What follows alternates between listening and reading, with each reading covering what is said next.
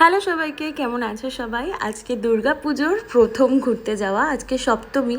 ভীষণ গরম ছিল, আমি সেজেগুজে বাইরে চলে এসেছিলাম, তাই ভাবলাম তোমাদের সাথে আজকে লুকটাও শেয়ার করি। আজকে আমি একটা খুব সুন্দর শাড়ি পরেছি মায়ের ওয়ার্ড্রপ থেকে।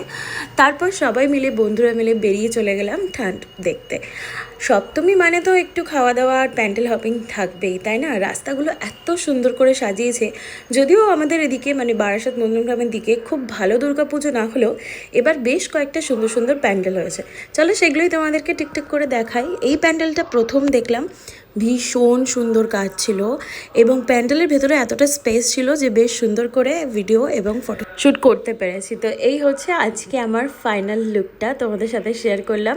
শাড়িটা ভীষণ কমফোর্টেবল ছিল, কিন্তু এত গরম ছিল যে ঘেমে ঠেমে পুরো অস্থির। তো এই হচ্ছে প্রথম প্যান্ডেলটা, যেমন সুন্দর ঠাকুর তেমন সুন্দর প্যান্ডেলের ভেতরের ডেকোরেশনটা। তারপর আমরা আরও বেশ 2-3টে প্যান্ডেল দেখলাম, বেশিরভাগটাই মধ্যমগ্রাম চত্বরে এবং হৃদয়পুর চত্বরে ছিল। তো তোমরা কারা এই অঞ্চলে থাকো, যারা ভিডিওটা দেখছো, অবশ্যই কমেন্ট করে জানাতে ভুলো না।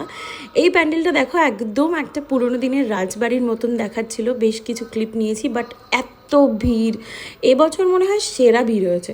মানে আমি মধ্যমগ্রাম অঞ্চলে এরকম ভিড় দুর্গাপুজোতে তো কোনো বছর দেখিনি। যেমন সুন্দর সুন্দর প্যান্ডেল করেছে তেমন তেমন ভিড় ছিল। তো আমরা প্রচুর রাত অবধি ঠাকুর দেখেছি এবং তারপর সবাই মিলে খাওয়া দাওয়াও করতে গেছিলাম।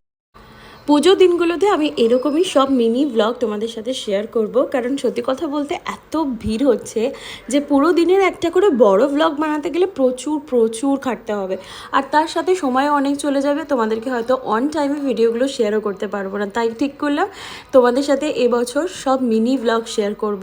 তো আরও আসছে মিনি ব্লগ, চ্যানেলটাতে যদি নতুন হয়ে থাকো প্লিজ সাবস্ক্রাইব করে দিতে ভুলো না। আজকে আমরা খেতে গেছিলাম পেটুকে। এটা আমাদের বারাসাতেরই বেশ ফেমাস একটা রেস্টুরেন্ট। তো সেখানে আমরা বন্ধুরা মিলে খেতে চলে গেছিলাম। বাবা, গিয়ে যেন একটু শান্তি পেলাম, এত ভিড় আর গরমের থেকে একটু শান্তি। তারপর বেশ কিছু স্টার্টার এবং মেন কোর্স অর্ডার করেছিলাম। খাবারগুলো মোটামুটি ছিল, খুব ভালো বলবো না, খুব খারাপও বলবো না, কিন্তু এত খিদে পেয়েছিল না সারাদিন ঘোরার পরে যে মনে হচ্ছিল যা দিচ্ছে সবই ভালো খেতে। তো তারপরে আমরা বেশ কিছুক্ষণ সময় কাটিয়ে সেখান থেকে খাওয়া দাওয়া করে রাতে বাড়ি ফিরলাম। বাট বাড়ি ফেরার পথে দেখলাম রাস্তাটা ভীষণ সুন্দর সাজিয়েছে, তাই আরেকটু ভিডিও শ্যুট করে নিলাম। আমার এত সুন্দর লাগে এই টাইপের রাস্তাগুলো, যেগুলো পুজোর আগে তৈরি হয়। তোমরাও জানাও তোমরা সপ্তমীতে কি করলে, মজা করলে কীভাবে, অবশ্যই ভিডিওতে জানাতে ভুলো না কমেন্ট সেকশানে। আজকের মতন এই ভিডিওটা এখানে শেষ করছি। খুব মজা করেছি আমরা বন্ধুরা, আরও ঘুরবো।